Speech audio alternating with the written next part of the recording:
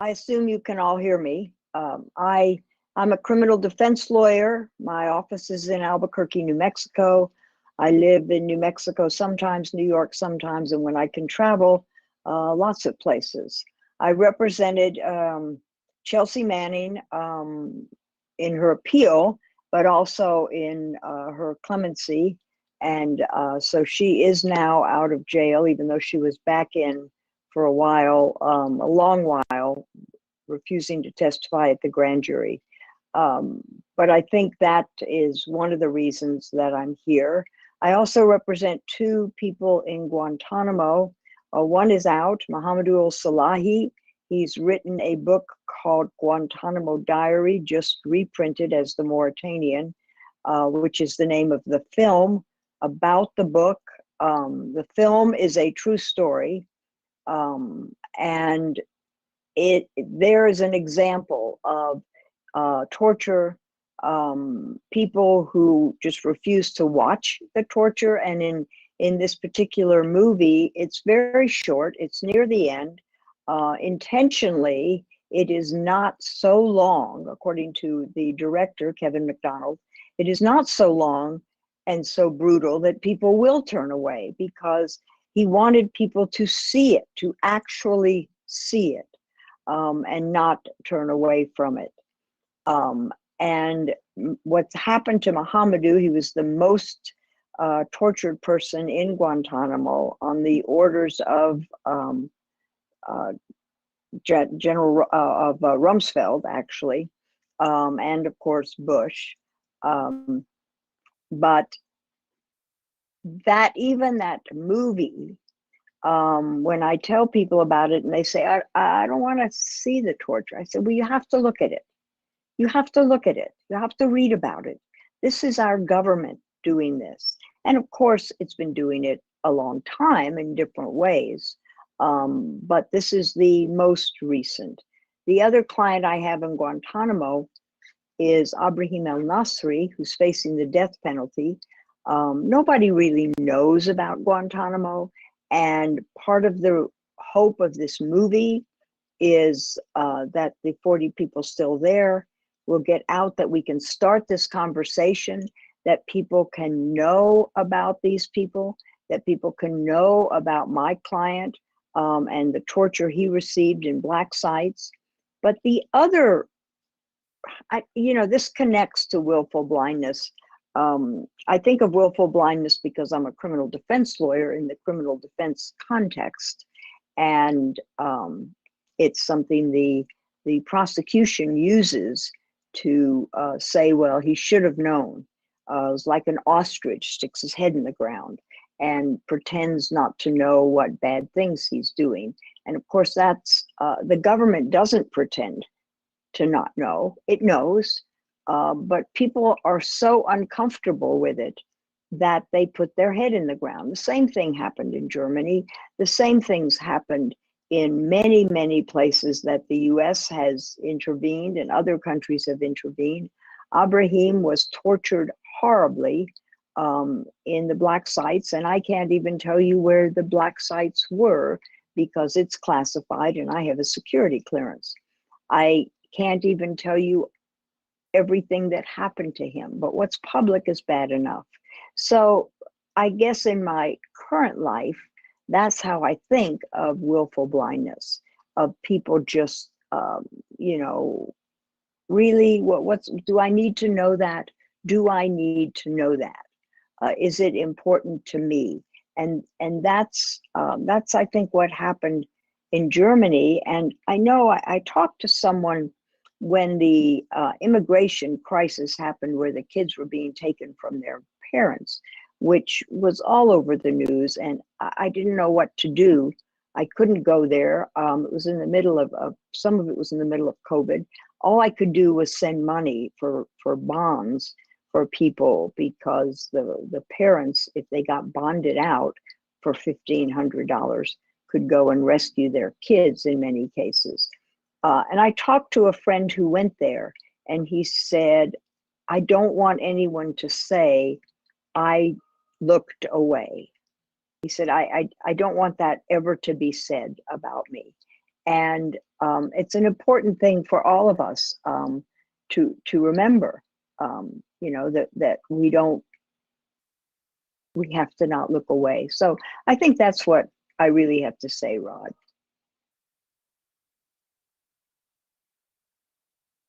Thank you for that, Nancy. Now, Nikki, do we know if your system is working properly? Okay, can you hear me? Yes. I finally got there. Actually, bizarre things are happening to me. My electricity socket wasn't working either before. So maybe I should be a little bit worried, or just another coincidence. So yeah, it's working. Okay, are you happy to be the next speaker? Yes, I kind of prepared a little bit about my FOIs, not all of them because there's tons of them, so I picked a couple. But I did want to say something about what you brought up, Rod, before about why do people stay quiet? Well, they don't always stay quiet. I immediately thought of what happened in Greece during the Second World War, where we had a dictator, Metaxas, who was very willing to go with the axis of evil, but the people stood up against him. So that no that came from Greece came from the people, not from the dictator and his government that were quite happy to join the wrong side. So maybe we need to look more in depth as to how propaganda works. Why is it more effective in some areas or some populations? Does it have anything to do with the kind of education people have received beforehand or their history? So, I mean, I think that we need to look at the cultural or collective psychology as well, and not just, you know, just the individual psychologies. Because yes, the Germans in World War II were very happy to go along with the propaganda, the narrative that they were given, but it didn't happen that way all across the board. So, so perhaps we need a more in-depth study of what happens with populations. Let's maybe perhaps study some populations, and why is it that some populations are more vulnerable to others? That's all, you know, to take it further. Anyway, so okay, so I'll say a little bit about what I prepared in terms, which is linked, I suppose, to what governments know and what they want us to know. And I don't think it's so much willful blindness as it's on our side. I think a lot of it is full-on blindness by the system that governs us, and it's very hard to unblind ourselves, because God knows I've been trying for years to get, you know, information from various sources, and even though I had to jump lots of hoops and deal with lots of immense bullshit, a pile of bullshit, I still haven't managed to get any information that I consider of real value. Of course, luckily, because even I was astonished that the Swedes gave me everything I had asked for. I think, you know, there probably is a secret file somewhere, as Neil's picked up, that there's probably, you know, some secret emails or information. In any case, very quickly, what happened with the Swedes on the 25th of June 2020, I sent a request, an FOI type. It's not really FOI because they don't really have the FOIA over there. I sent a request for information relating to the closed, at the time this was a closed 9-year preliminary investigation. There were never any charges. So I sent a request for the entire file relating to the closed 9-year preliminary investigation, which was closed in 2019. That first one. Sorry, Nikki, I don't want to interrupt you very rudely. It would be very useful maybe for some people who don't know your work, that to understand what the FOIAs are about and your investigations. Okay. Well, all right. Well, I should say my background is I'm also a lawyer, but I'm also an author and a screenwriter. Anyway, so I do have a legal background. I've done several FOI requests. Well, we'll call them FOI, even though it's not FOIA, you know, FOI legislation in each country. I've done most of my FOI requests have been in the UK. And I've got 3 at the ICO level, the Information Commissioner.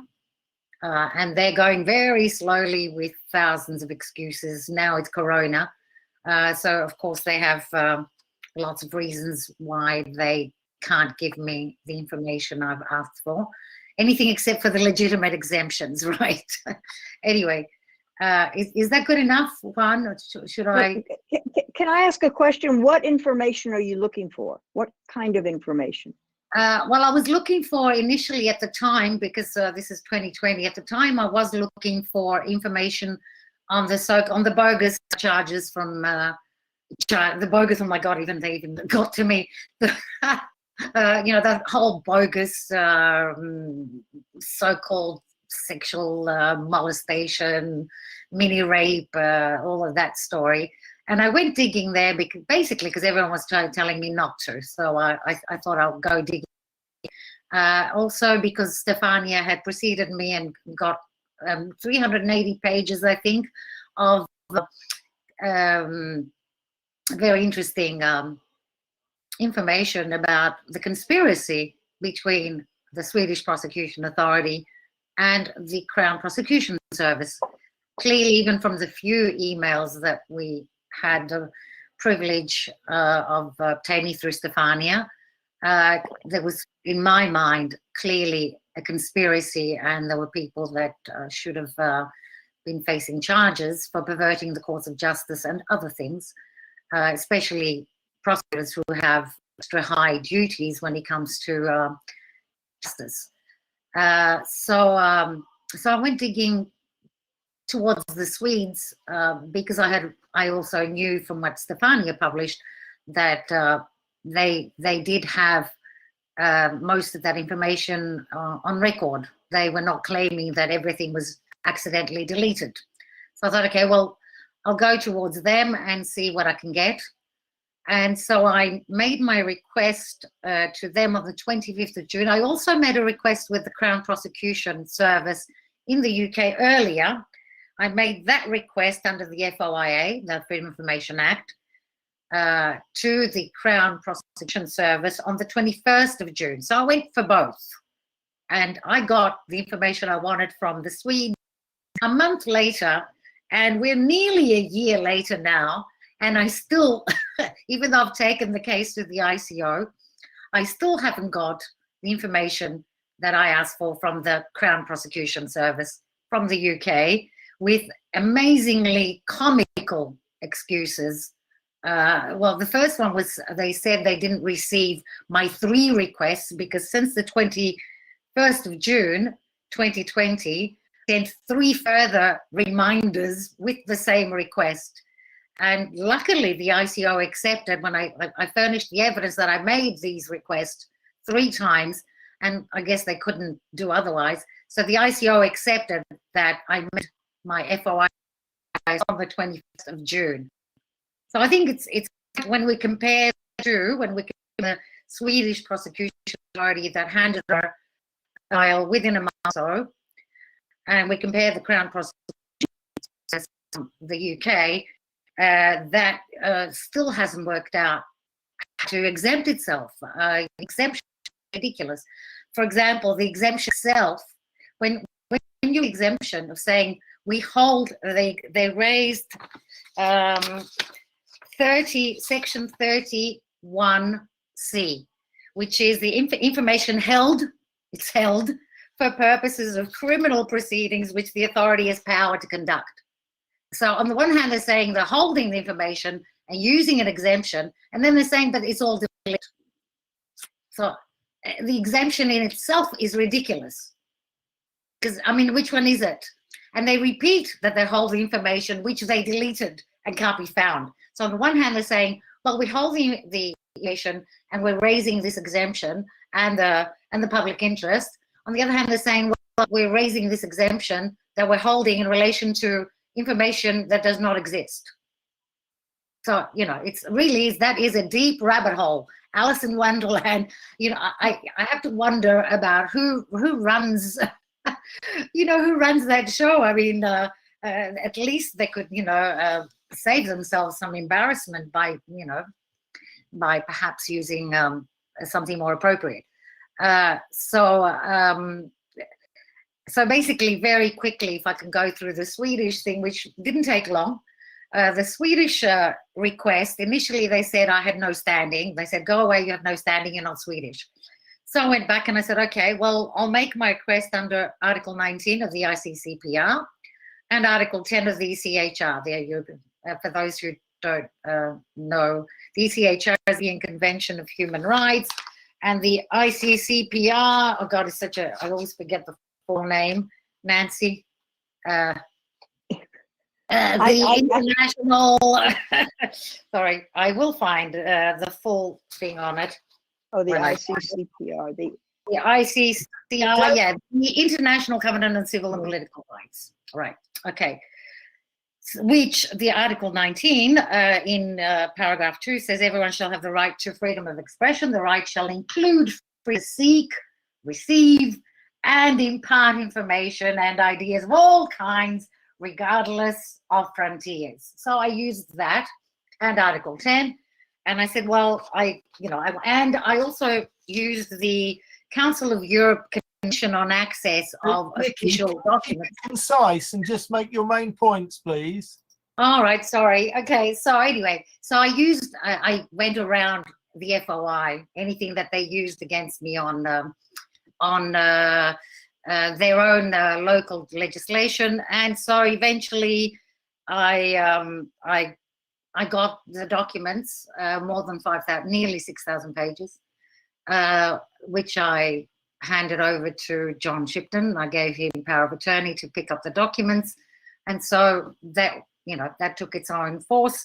And should I stop now, if any, because, you know, maybe what I prepared is too long. Anyway, my other FOIs had to do with the radio that they wouldn't give Julian. So he got a radio within 5 days after that FOI, because the point of doing that FOI was it's public. They had to answer it. They couldn't just file it in some too hard basket complaint thing. And it was embarrassing for them. So he got a radio within 5-6 days. I did quite a few FOIs on the situation COVID. And unfortunately, even though I got the information, 68 cases that were COVID positive. I got that information before the bail application, and it never got to the court.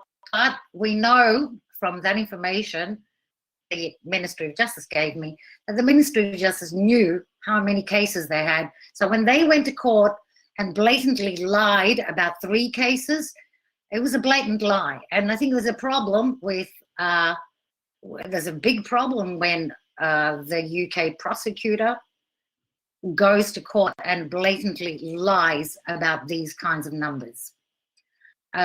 So maybe I'll stop there. If anyone wants to ask anything else about other FOIs I did, I'm happy to answer, but I'll stop so that others can take over. Okay, thank you very much for that, Nikki.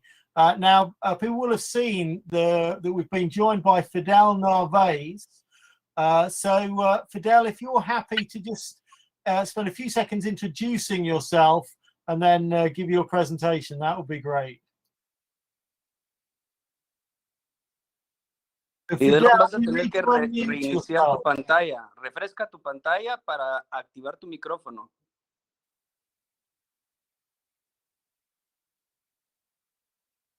Sorry, I told him to refresh his page so that he could activate his microphone. Okay, if people can just bear with us a second, and we'll see if we can get the microphone working properly. If we can't, then I'll pass over to Juan. But should we just give Fidel a minute or two to see if he can get his microphone working? Can you hear me now? Yes. Okay, good. I do apologize for joining late. Somehow I had different time for this meeting. I was enjoying the other room until I just checked with you. It's a pleasure to be with you. I would say it's a privilege to be in this panel. Let me share with you a few notes that I made for today. Basically, what I want to share with you is that my personal experience in the case of Julian is tremendously enriching in many aspects. Mainly the unique opportunity to meet people, very courageous people, committed to truth and accountability, especially WikiLeaks team and many other associated people from many parts of the world. Probably that's the best privilege that I had. And of course, the opportunity to meet my friend Julian.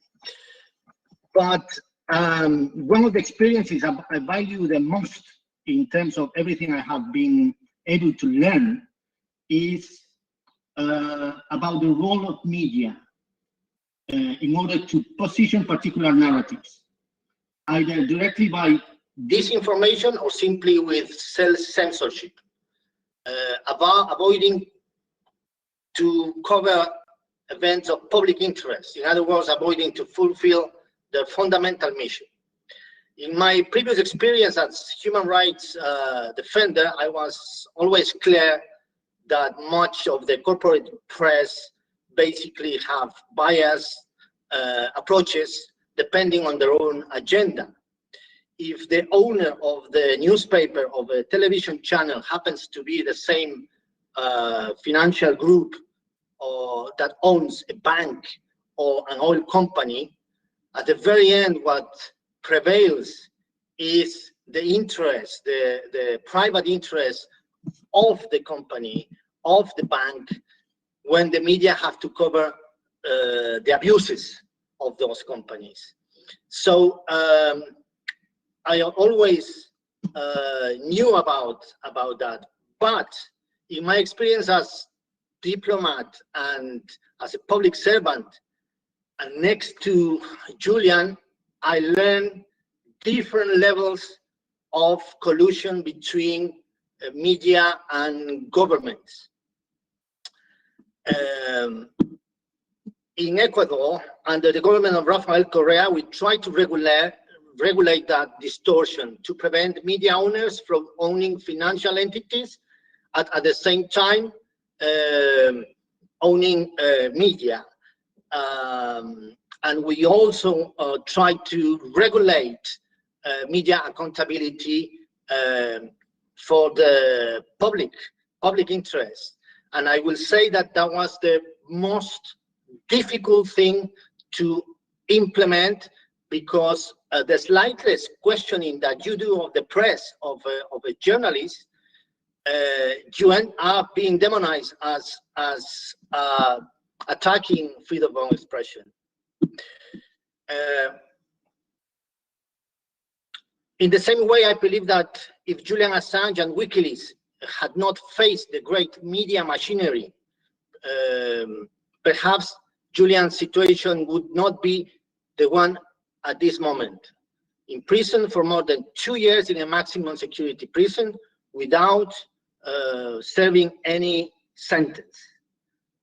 Because Julian and WikiLeaks not only that expose war crimes and war criminals, but they dare to humiliate the press,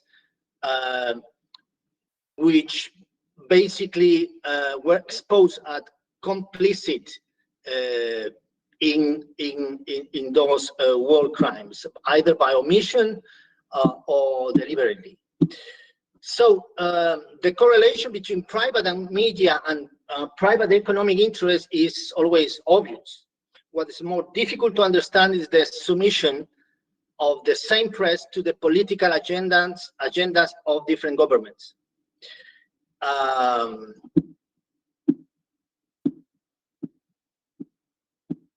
As we know, in order to impose narratives, particular narratives, it does not matter to destroy people or reputations. In the case of Julian, that's the best example, and I will refer to that in better detail at the end of my intervention. But in order to describe this collusion between press and politics, In Latin America, we use the term lawfare, which is more precisely the collusion between the judiciary and the press. Well, in Latin America, the line between the judiciary and the political power is usually very, very thin. But by lawfare, we understand the use of the judiciary hand in hand with the media to persecute and to ban the most visible political opponents. So you might be aware about how, for example, Brazil's Lula da Silva was convicted of alleged corruption, received a sentence of 12 years, and was banned from the presidential race in Brazil. Something similar happened in Ecuador to President Correa when the judges condemned him in record time to prevent him from running in an election. In Brazil, the court Fidel, can already overturned. Can I just interrupt for a second? I'm really sorry to interrupt you. No, your audio quality keeps changing a lot. Have you got more than one device open? No, I don't. Okay, sometimes it goes quiet and then echoey and then quiet. So if you can just try and keep your position and volume fairly steady, but we like the emotion. Right. I will get closer to the microphone. So similar thing has happened in Argentina, similar thing has happened in Bolivia, and we have seen like later the courts have overturned those cases, but years have passed by, the reputation of those political leaders have been completely destroyed by media, and many people have been jailed, wounded, even killed in coup d'etats, supported by media. So yeah, as a result, how many people do you know that think that Lula, Cristina, or Evo Morales are corrupt and dictators?